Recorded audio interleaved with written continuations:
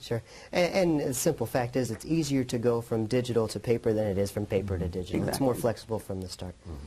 And so Dr. Van Horn, maybe this question is best directed towards you. Does the district's data reporting suggest that special needs students are not only more motivated and engaged in class, but is the achievement also increased in their educational, in regard to their educational programming?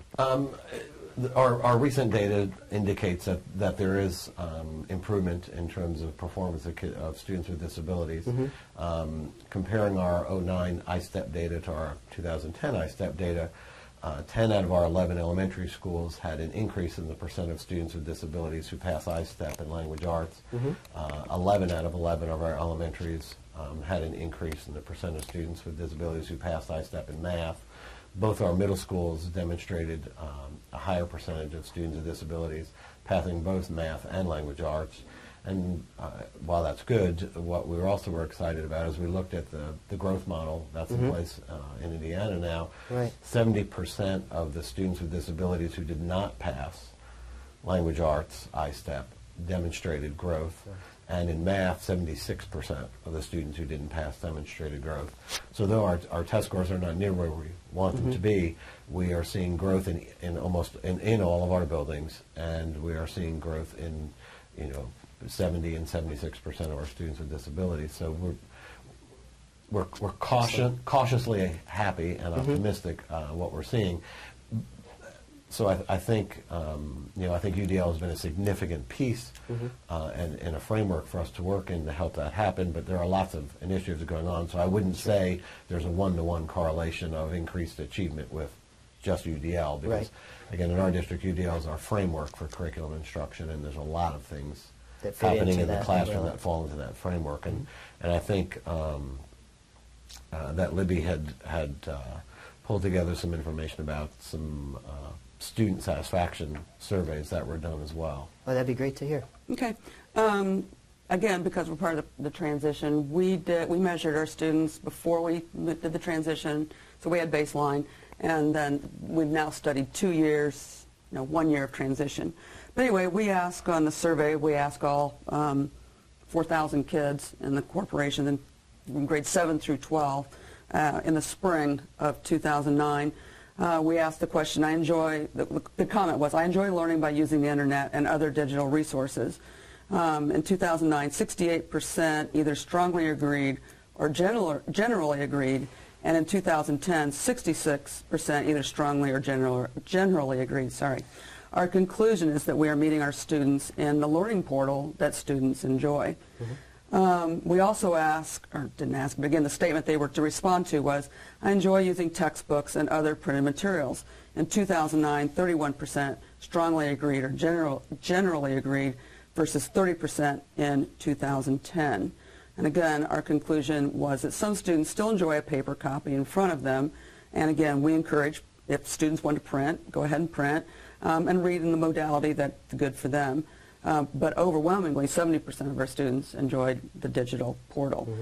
Materials and instructions are current and relevant. 2009, 62% said strongly or generally agreed that their instruction and materials were current, compared to 67% in 2010.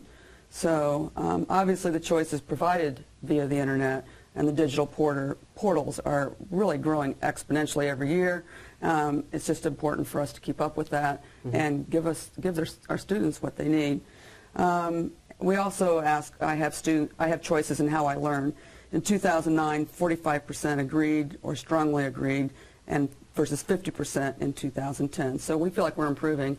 And we actually asked 20 questions, and we had growth in 19 of the 20. Okay, great. That's good information. Mike, we'll jump down to you again, and this is a tough question. How can school districts validate that their online curricula that they have developed is accessible? Do you have it? I think there are some techniques. There are websites that can be visited that provide information on the digital side of that, the internet images, and whether or not those are accessible. They can look at the particular products that they use to ensure that they have text-to-speech features, that they also have addressed the accessibility issues in terms of images on them, that they're readable, that they provide materials that are in appropriate colors from a grayscale standpoint so that you have the appropriate contrast and images. Very good. And so would I be correct then in assuming that for a lot of tech directors, I would assume might not know some of the things like text-to-speech would be important to include for all kids, and so it would be another piece of that collaborating with the special ed staff perhaps, and people like Herschel who can... It's a very big, very important part of what we do in terms of meeting with all of the instructional staff, because we do view the technology really is just the foundation on which all the instruction has to be built. The framework. And we work hard to make sure that that instructional need is met by the technology, because that's the real driving force. The text-to-speech is a really good example. I think if I can take a minute just to walk through the process of how we made a selection about which text-to-speech program we decided to go to. Please do. My assistant director, Jessica Vogel, and the language arts department chair at East High School and Central Middle School, Robin Whited, co-chaired a committee, and they brought together teachers as well as some technology people to look at not a whole variety, I think 4 or 5 Looked at four of the big products, text-to-speech products. And I think what makes that a little different for us is we had regular ed teachers involved in looking at what they thought would be most beneficial for the students that they're working with, and then we had tech folks involved in terms of how to, and again this is where it goes beyond my knowledge, how's that software going to interact with our, the rest of the stuff we have. The rest of the stuff, yeah. And in the end a recommendation came out to go in the direction we went with, and it was a good solid recommendation because it would involve technology, and it involved regular education, and it involved special education. And I don't think anyone on the committee approached it from I'm a special ed teacher, here's what I think, I'm a regular ed teacher, here's what I think. It really was about looking at the principles of UDL, looking at accessibility, and looking at all students. So, and we try to do that with everything. I won't say that we accomplished doing it with everything, but our goal is always to really start with the regular ed teacher and say, what do you need in terms of the support? Okay. I would say that that's also a characteristic of our textbook adoption process. It's not a process of instruction, for example, picking a textbook or a digital curricula and throwing it over the transom to technology. Even in our printed textbook or traditional textbook adoption process, the technology has been engaged in the beginning to help answer some of those questions about how will this work in the real world, what are the technical issues that need to be addressed and solved to make that work. And so it's been a very, very close relationship between instruction and technology. And since Mike brought up textbook adoption, I think it's important to note that we go through the same cycles as every other district, but our approach may be a little different. When we put together a textbook adoption committee, one of the first things the committee does is, not one of it, the first thing they do is develop a conceptual framework that they are going to look at, and that includes developing a rubric, and again, based on the principles of UDL. So when we're evaluating materials, I won't say textbooks because we've kind of moved beyond the textbooks, but textbooks and materials, we're evaluating them through the lens of UDL and the principles of UDL. And if there are not multiple means, in our opinion, of representation, engagement, and expression, we move on. That's not even a textbook or materials that we'll look at. Right, right. Very good. Well, in conclusion here, let me ask each of you on the panel to just take a minute or so, 30 seconds each, and just provide a summary for me, your own summary in your own words of the impact of the use of an accessible digital curricula, and specifically what kind of impact that would have on the lives and learning goals for your students with special needs. And we can start with whoever wants to start. I'll start.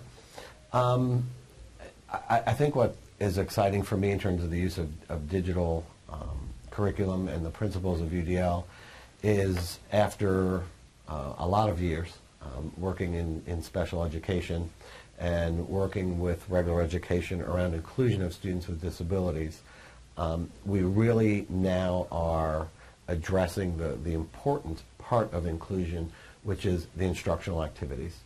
I think for years and years, and Dr. James McCluskey had made a visit to our district a couple years ago, said, your district is beyond a lot of others because you're talking about what's happening in the classroom, the instructional practices. And inclusion for years was about the location. Right.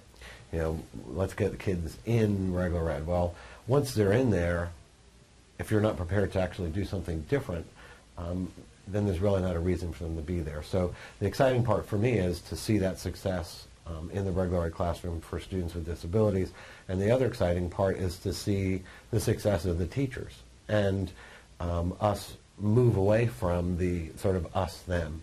Yeah. I don't think you've heard Libby one time say today her students and versus special ed students. Right. They're all hers. Mm-hmm. And I think this sort of approach to instruction helps support that belief system. So that's been the exciting part for me.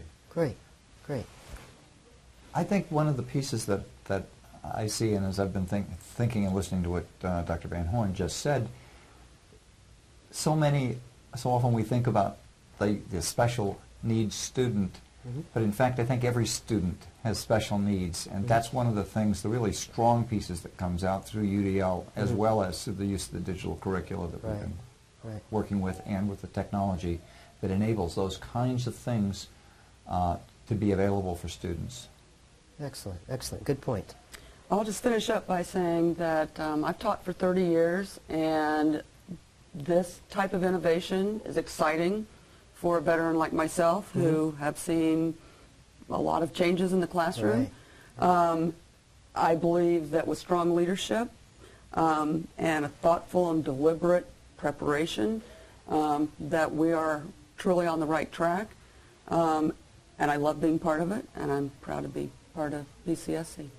Great. Well, I found, and I'm sure many educators in the state will find when they watch this, that was very informative. And will hopefully guide some, especially of the planning process as other districts look towards developing their own accessible digital curricula. So again, I thank you very much for taking time out of your busy schedules and driving up to Indianapolis this afternoon, and hope you have a safe trip back. Thank you. Thank you. Thank you.